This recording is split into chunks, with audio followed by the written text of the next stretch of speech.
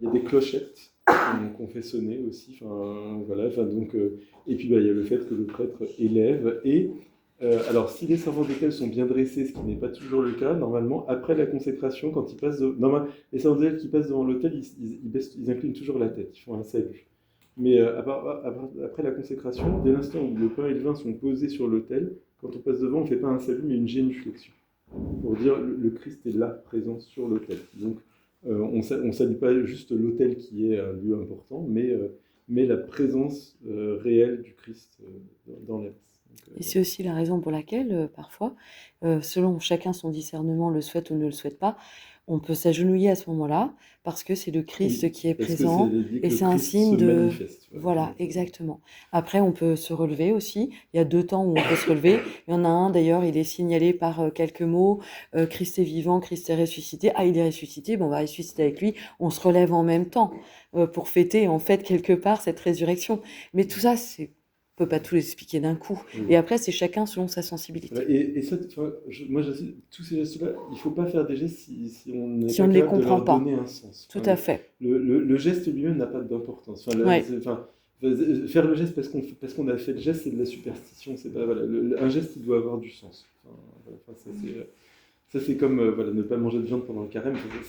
Si ça n'a aucun sens si c'est pas accompagné d'une réflexion. Voilà. Ce qui est important, c'est le sens des choses. C'est pas, il vaut mieux du sens sans geste plutôt que du geste sans sens. Voilà, ce qui compte, c'est le sens. Et d'ailleurs, j'avais vu une dame qui avait pris l'hostie à la bouche. Oui, alors ça, c'est traditionnel parce qu'autrefois, on n'avait pas le droit de toucher l'hostie. Parce qu'il disait que seul le prêtre a le droit de la toucher. Et donc, effectivement, autrefois, pour la communion, les gens s'alignaient bouche ouverte et puis le prêtre, il passait et puis voilà, après, on peut avec continuer. un petit plateau en dessous, etc. Moi, je le fais volontiers, honnêtement. Ça, on peut le... Voilà. Une dame, je crois, le faire. Non, mais il y a des gens qui le font. Ça, c'est vraiment une question de sensibilité. Il faut juste que ce soit... Enfin, c'est comme tout. Il faut qu'il ait du sens. Oui. C'est-à-dire, en fait, si c'est pas... Ah ben, ça a l'air... Enfin, faut pas qu'il dise ça a l'air chic. Je vais faire comme ça. Enfin, ou je vais montrer que je suis vraiment très pieux en faisant comme ça. Enfin, ça, non. Enfin, voilà. Par contre, si l'idée c'est de dire, voilà, il faut que ça revête un sens. Si ça ne revêt pas de sens, ça sert à rien de faire un geste.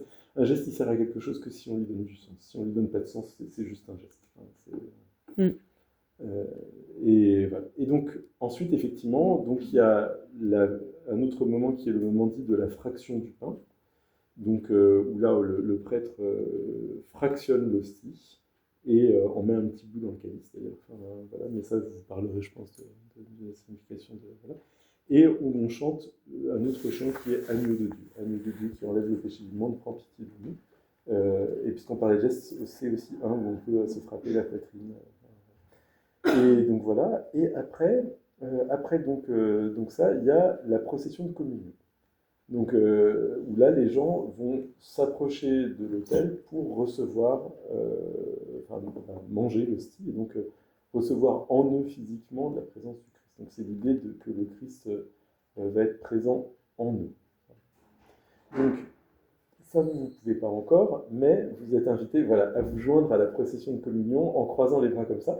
Il n'y a pas que vous qui faites ça, il y a aussi les petits-enfants, et puis qui n'ont pas encore fait la première communion, et puis même un adulte qui assisterait à la messe mais se sentirait dans un état de péché qui fait qu'il ne souhaiterait pas communier, enfin ou quoi, peut s'avancer. Les gestes les bras en croix comme ça veut juste dire pas de style parce que je me sens pas capable de recevoir le Christ aujourd'hui.